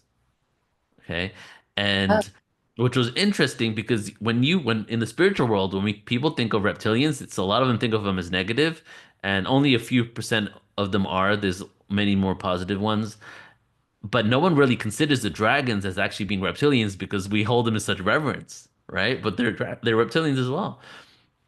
And so I had a few more regressions over the last 2.5 years. I connected with them even more. And I do spoken word and hip hop. So I do the dragon language as the background music for my music. And so I do, I bring them in. And not only, so I've never done a Q&A with the dragons before. I'm still kind of like in the process of really owning this. But then 4 weeks ago, I was in Sedona and I'm getting ready. I'm shaving for the Sedona Ascension retreat I'm speaking at. And a lot of times in random moments, the dragons will just come out and start speaking. Whenever I'm in a really relaxed experience, it just comes out, right? And so the dragons started speaking, and as they were speaking, I started seeing images in my mind, and it was a huge upgrade in that moment. I started seeing images, and in that moment I was like, wait a second, is is this what people mean when they know what they're saying in language or light language? Is it that they, instead of having words in English, we get visuals of what is being spoke about? So I asked that, and then as soon as I said that, I started getting words in English as well. So I got the Dragon Light language. I would say Dragon Light language. I would see the image of or the video screen in my mind of what was happening, and then I would get a translation in English. And it happened to me just 4 weeks ago, and I haven't done it publicly yet. I don't really want to do it publicly on here yet. I feel like I need some time by myself to really to drop into that energy because as I've been sharing, I came through this through a lot of science and believe it or not, even though we spoke about so many amazing topics, I'm still very much a skeptic and it takes a lot for me to really own things. And I spent a long time not believing in light language and then all of a sudden I experienced it, you know. Mhm. So it's like, so at this point now I've only publicly done it's except for my music, I do it in my music all the time, but I've only publicly done one dragon light language workshop where I did a transmission for people, and I'm probably going to get more into that sometime in the future, but yeah, that was how I connected with the dragons. Beautiful. And what have you learned about them? Oh man. Whew. Okay, so the Well, dragons yeah. are when the humans came into our galaxy, there was there were well the galaxy was all reptilian and some insectoid. Some insectoid. The insectoids really didn't have hierarchical structures as much, and they didn't really have organized societies as much, even though there were some advanced ones. But the reptilians definitely did, and the dragons were the original template for just like the Lyrans were the original template for humanity. The dragons were the original template for what ended up becoming reptilians based on then obviously a lot of genetic manipulation occurred. And so they used to exist in physicality. They could still be physical dragons around, but the ones that I connected to used to be physical beings. Then they all transcended and ascended to higher realms. And now the dragons in particular, the red dragon tribe that I'm working with, they are stewards of the birthing process. So like the stalks in the movie that carry the baby to the doorstep. They're Right. kind of like that. So souls don't come from outside Earth. Heaven does not exist in space. Heaven does not even exist outside um, the universe. Heaven, I'm using this just for lack of a better way of explaining it, because that reality, that oneness exists within the singularity of the wormhole, of the black hole. We are made of subatomic particles. Each of the subatomic particles have a singularity. Earth is also a sentient being, just like we are, just a different type of creation. Earth literally births the souls of all the beings on the planet. The souls are birthed from the inner part of Earth. And inside Earth, there is some sort of singularity that looks like a translucent blue pool. And around that pool is our dragon apparitions, dragon spirits. And they are basically floating around.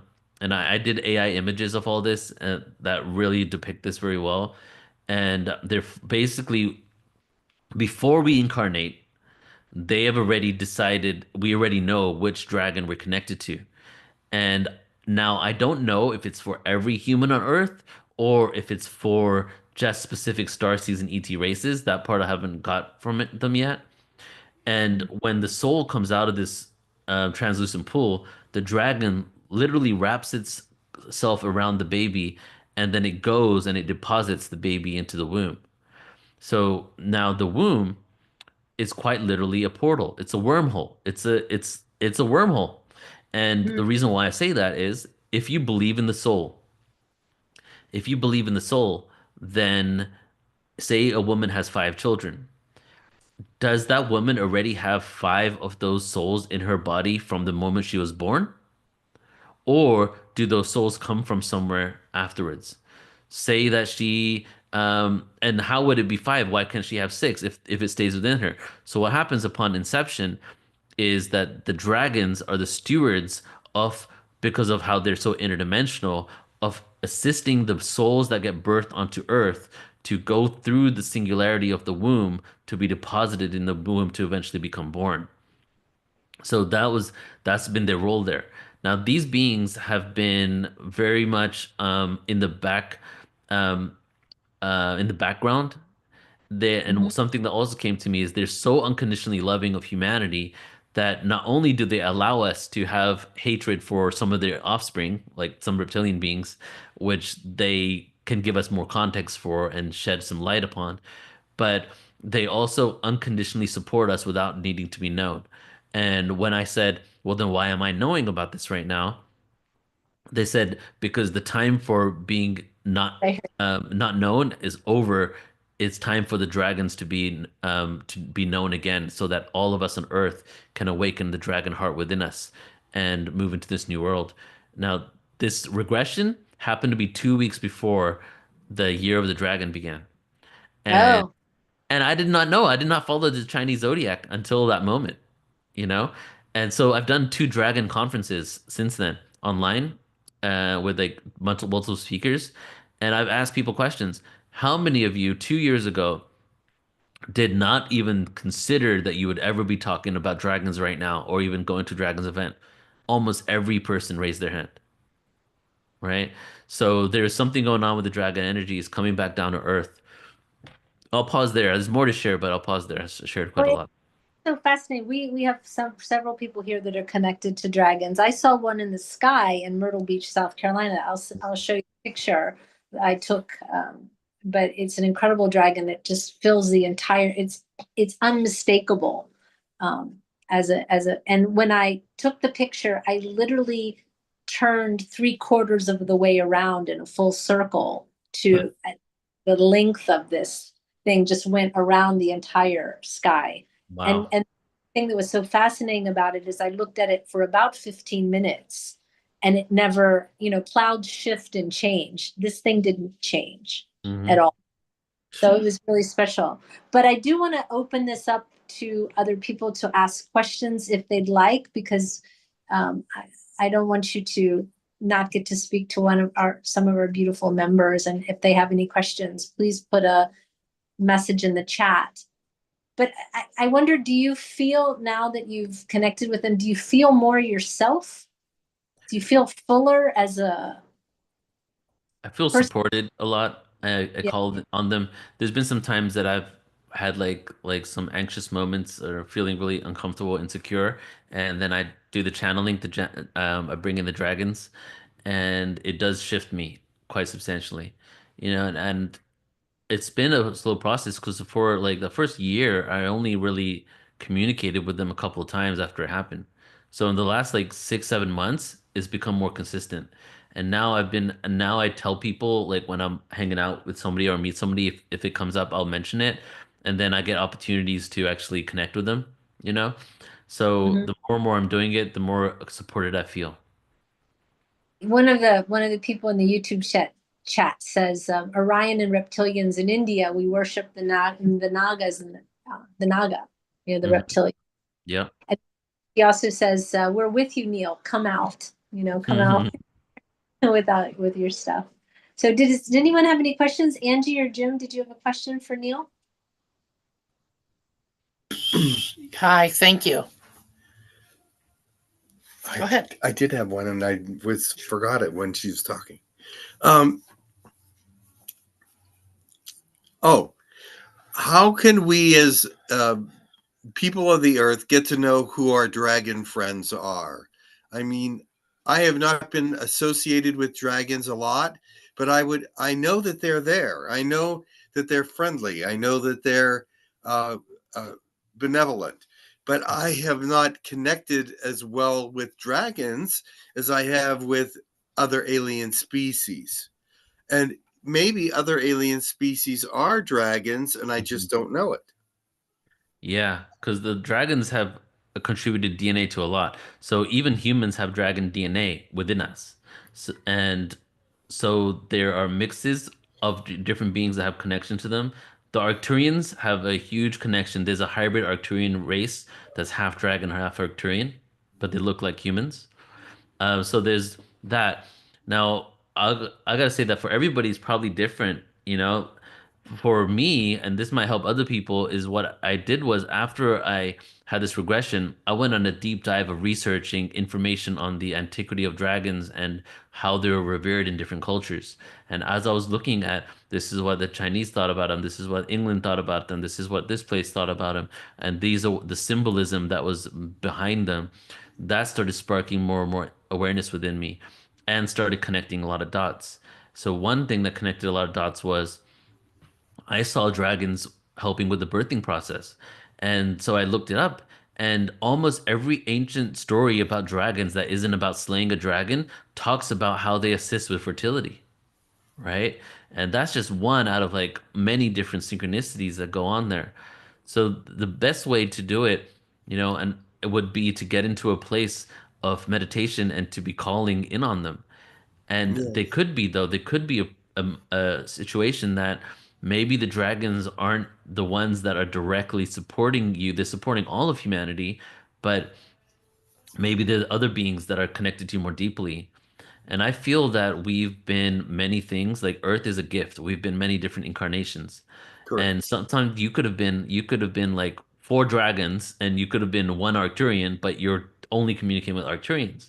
And Dolores Cannon, I think, is the one who said this, that the reason for that is that the theme of your incarnation in that civilization is more relevant to your experience now on Earth than the other four lives that you had in this other place, you know? So Correct. yeah. So but there's a lot of dragon, energy coming to this earth. And another good way would be to attend some type of dragon workshop where people are already basking in that energy, right? Well, And I actually do channel dragons. Ascended master dragons. Ish mm, is one of them, and he is a very large dragon that came from Ishka. Ishka or something like that. And he is very wise, very, very informed, and he's one of my main channels.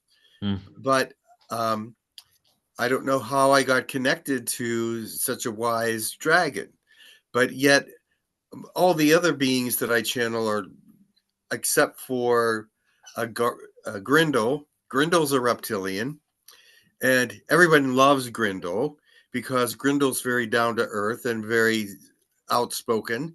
He says what he believes, and that's it. He won't mince words. mm, And so everyone loves Grindel. So the ones that I do channel are very powerful, mm-hmm. but there's so many other beings that I channel that I wasn't sure that any of those others are connected to a dragon uh, beginning, but I'm Yeah. sure they are. Right. Well, when it comes to the reptilians, a lot of the reptilians don't lead by speaking about their ancestry, right? Because it's almost like a lot of different beings aren't even speaking about a lot of human extraterrestrials aren't really speaking about the original template. You're just talking about them and their own what gifts and what blessings they're bringing for humanity, what lessons they Right. have for us, right? So, and I only connect to one dragon tribe, the Red Dragons. But the thing is, I'm meeting all types of people, and sometimes I'm with people, and we're all like having a good time. And someone's like, "Oh, I'm kicked to the white dragon." Someone's like, "I'm kicked to the yellow dragons," and they all have different roles and do different things, right? So I just have my one connection. Very cool. So yes, I do channel dragons, but I don't feel that connected. But maybe I'm more connected than I think. Yeah. Well, you're also bringing in so much, you know, like I'm bringing in a lot of information and research, and I'm bringing people together. But you're in relay communication with many different beings. Okay. Yes. So, and you are going to definitely have a different makeup and a different purpose.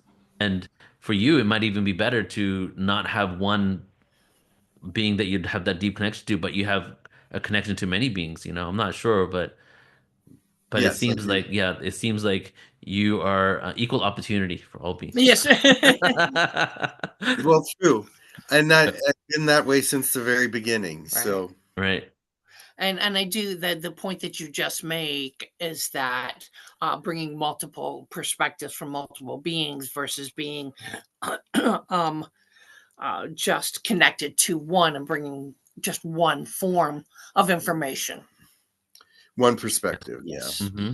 So yeah, I bring in many different perspectives, and sometimes they do not all jive with one another, because some beings have different perspectives than others, and they will say it differently, and it's interpreted differently by other people, and they're saying, well, that doesn't mix with that, but yet they're all seeing it from a different angle or a different perspective, Yeah, I and so like they that. have to give their own true perspective. Yes, yes. When I was doing channeling events with Brad for Dronus, and as I've seen people hold a lot of channelers and a lot of ETs in this hierarchy, like we're better than them. And he said that the way they look at it is perspective. Like imagine there's a canyon, all right, you're in a canyon, there's two mountains on either side. Humans are in the canyon, and the ETs are just standing on top of the canyon, and the humans can see straight and back and up a little bit, but the ETs can see not only everything that's down there, they can see everything that's around because they just have a different perspective, right? Correct. So that's what it is. And that's why it's Yes. beautiful bringing together so many different perspectives so that we can get a fuller picture of really what's going on. Very cool. In your understanding and in all your research that you have done, because again, this is your opinion and perspective, what do you see for humans and ET collaboration?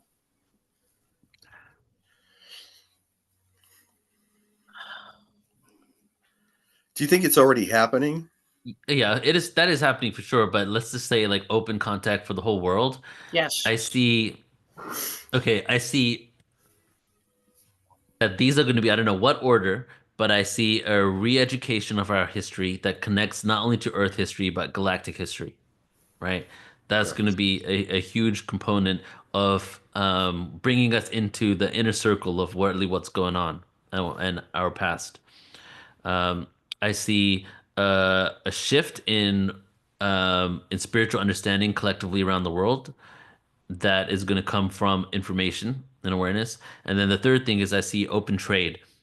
Trade's going to be information and technologies as well onto Earth. A lot of these technologies have actually been reverse engineered already, but there's so much more out there.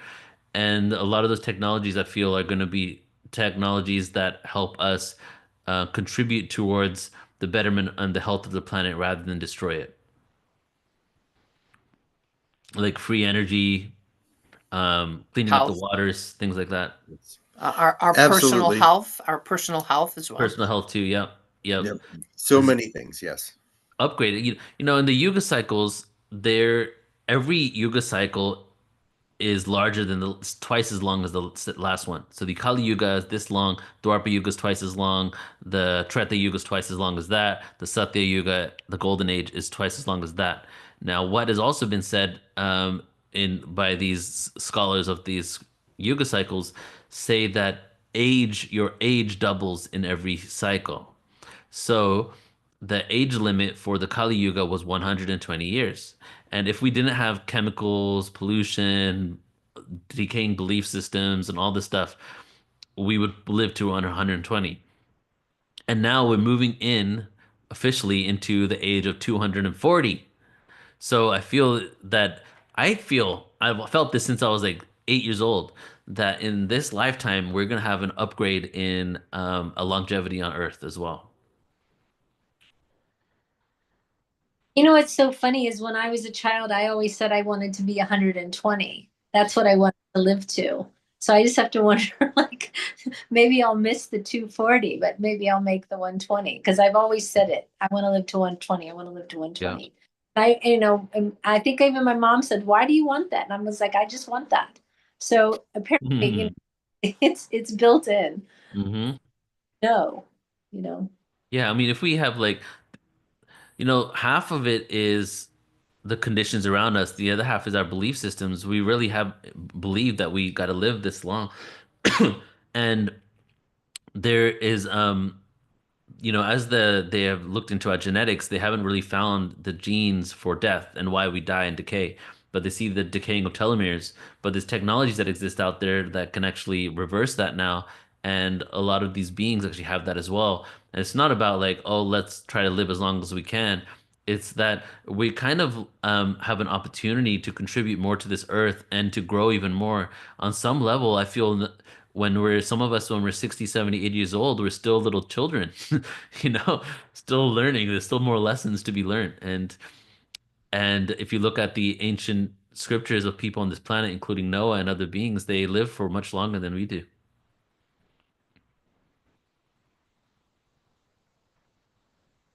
They did, yes, 100%. I'm just looking to see if there's any other questions.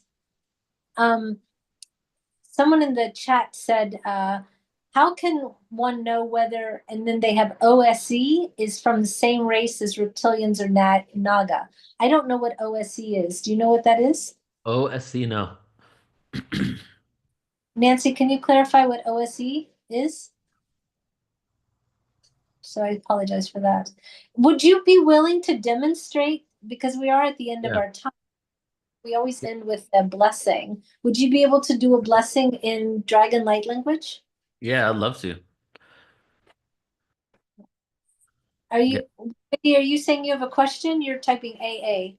Oh, I meant Q and the A came in. But yeah, I was wondering, Neil, what you've been doing since we took your channel panel class, like what's up and coming for you. And maybe you already covered that. I did come in a little bit late to our group today.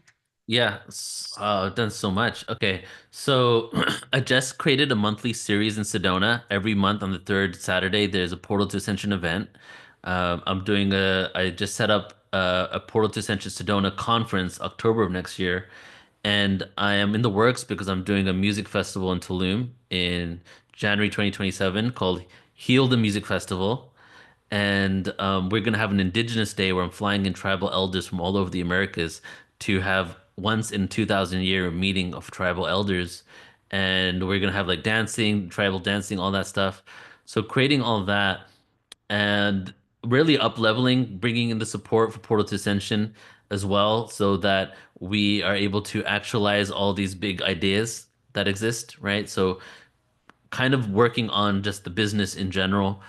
And today, actually, in a couple of hours, I have a webinar with Geraldine Orozco called Hybrid DNA and Interdimensional Navigation.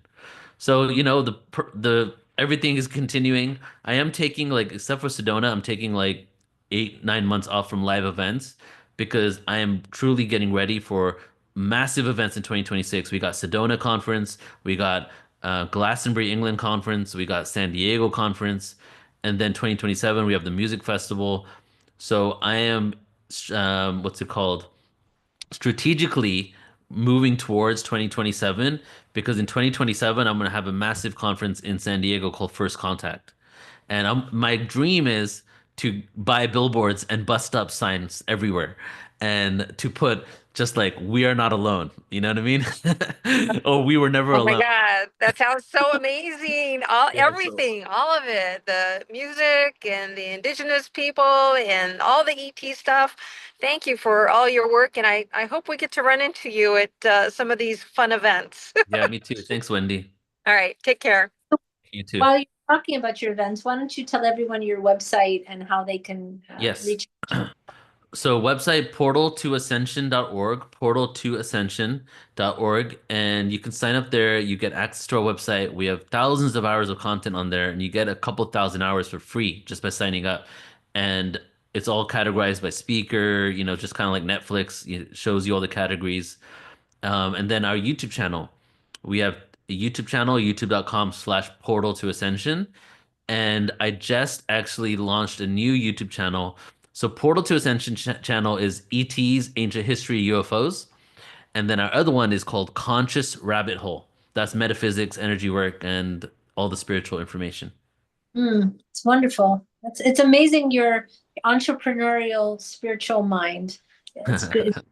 Good you're out doing that. Yeah. We had we had Indigenous elders come here to the ashram when not this past Kumbh Mela, but the one in 2019, and it was incredible because we had Incas and modern day Incas, and we had them from all over the Americas coming and just bring their wisdom. But their wisdom is also to Hinduism, so it's a very beautiful thing to work with those people and to give them the voice back that they don't have to the public, because their knowledge is so true and pure and carried forward. So that's beautiful. Yeah. Hey, like I said, we're at the end of our webinar, but I'd love to have you back, and so we could talk further, and maybe if you're interested in channeling at another time, we would be really have you. So, yeah, but I'd love that. As we go out, we always do a blessing, and so it would be lovely if we could enjoy your red dragon light language in blessing. And do you give an interpretation of your light language? Not this time. I don't want to do it live on air because I still feel like I need to tune into that because I'm getting the information in, but I'm still working on trusting what I'm saying. Well, Jim always interprets light language. Would you mind if he gives? Yeah. Okay. All right. He's ready. I am. Yeah. Okay. Ready. All right. So I'm just gonna center myself, and then I guess as I'm channeling, I'll just pause in between, right, Jim? And then you can go ahead and translate.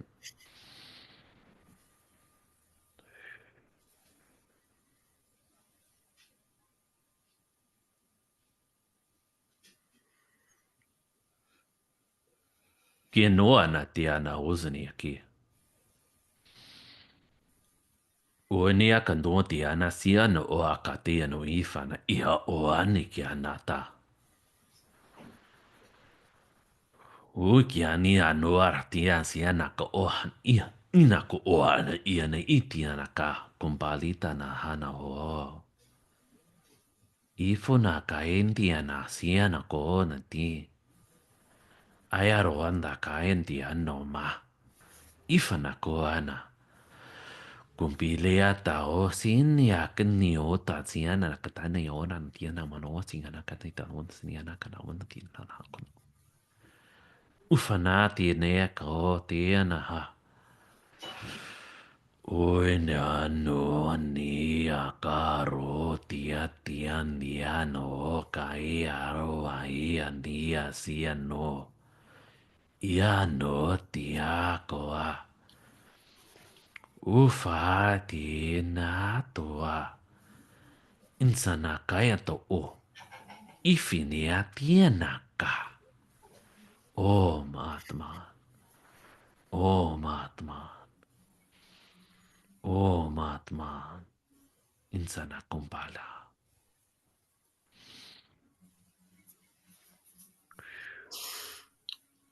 There are spaces between the light where man cannot yet go, and yet it is a place of great authority and great understanding. You know that the spirit can move within and without, and it is not in one dimension always, but the dimensions change, and so does the frequencies. Many times, God is misconceived as just pure energy, but he is more than that. He is less than that, and he is all of that. That is confusing to most people, but it will not be confusing to those that understand that he is willing to make changes in himself and make changes within his peoples to get what he needs from understanding of his own universe, his own period of time, his own beingness. Mother, Father, God is the perfect word for him because he is the unification of both male and female and both everything that exists in the universe. The energies that be will be broken down and understood in a better way at some point. But at this point, mankind must still search. At this point, man is searching for the trueness of his beingness and will find that the history of his past is not what he thought it was, but it is something quite different, something quite galactic, something quite universal. And he will find that there is a greater realm within themselves that is not known yet. And we will seek that out, and it will expand the human consciousness beyond what it is today and beyond what it is tomorrow. And this is a time of great understanding that the past has many secrets that deal with the future of this mankind. Be well, be witness to all the light that you can, become aware of all that you can. Do not shun difficult information, grasp a hold of it, and then study it.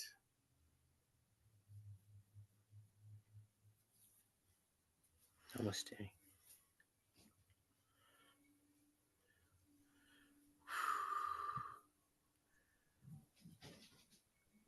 Thank you so much. Thank you for thank- that. Thank you. Beautiful. Yeah, Beautiful. full body chills from that, Jim. Yeah. What?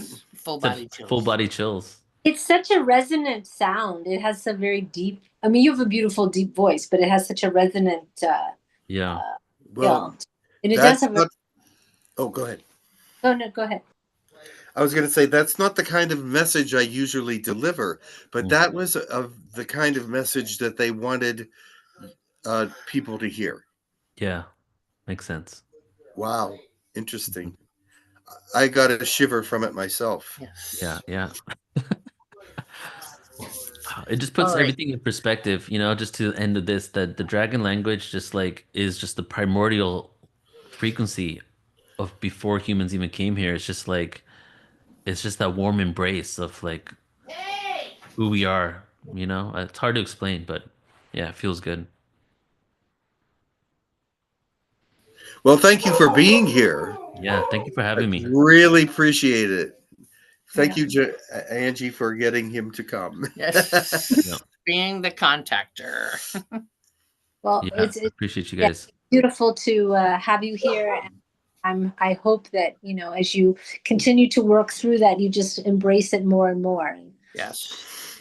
And to see where you are, in a year from now with your communication. Because it just, it Yeah. just deepens. So yeah, Yes. that's beautiful. I feel that. Yeah, first contact is channeling, right? More and Yeah. more of us are gonna have Yes. that. So yeah. Thank you Yeah. guys. I really appreciate you all, and thank you for having me here. And this was a beautiful conversation. Good way to Thank start you. the day. So please give your website one more time. Yeah. Portal to ascension.org. Okay, and please sign up and watch his beautiful free content and his upcoming events. And he will be at the channel panel this fall. Yeah, there in November. beautiful. Yes. Okay. Take care, everybody. Thank you Thank you again. so much. I'm gonna sign this off. Thank to everyone in YouTube and to everyone. Oh, he's gone. Okay. Okay. Bye. And goodbye.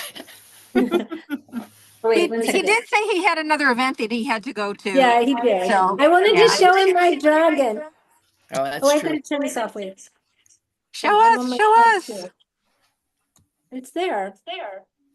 Oh, how come I can't see? Let me turn this phone, maybe. Oh, can't wait. This couch is hard to get off of. Your background might have it, so it's linked out. Wait. Oh no, there he is. I see it. Oh my gosh. Yeah, your head became his head. Two became one. You know, All right, well, I'll leave you guys on. I have to make a very important phone call. Please talk among yourselves, but I have to do something. So I'm just going to mute myself. But please feel free to talk. oh yeah. If you want, go ahead. No, yeah. So all I was gonna say was, and I posted it in the chat, but I think it was 2 years ago where I was outside and it was like late summer, beautiful day, cloud filled sky, and they were like moving. And when I looked, all of a sudden I was like, oh my God, there's a dragon. Oh my God, there's a dragon. Oh my God, there's a dragon. They were everywhere and they just encompass the whole sky, and they were floating, and they would like turn their heads and smile, and then they'd like go back, and then they were like playing together. And I took a video of it. I think I put it in on my Instagram page on the Five Mystic Skulls site, but I also may have shared it as a reel on Facebook, so I don't remember. But wow, was that incredible? That was, yeah, that was quite the experience. So I understand your excitement when you saw that dragon and that beautiful, sunset horizon. So It was in the morning at like 6 a.m. yeah, yeah. Oh, dawn, beautiful dawn. So exciting. Well, listen, I'm going to go too. I know you're busy, so much love to you, and goodbye. And you don't have to say goodbye. Bye, Mark. All right. Have a good day, everybody.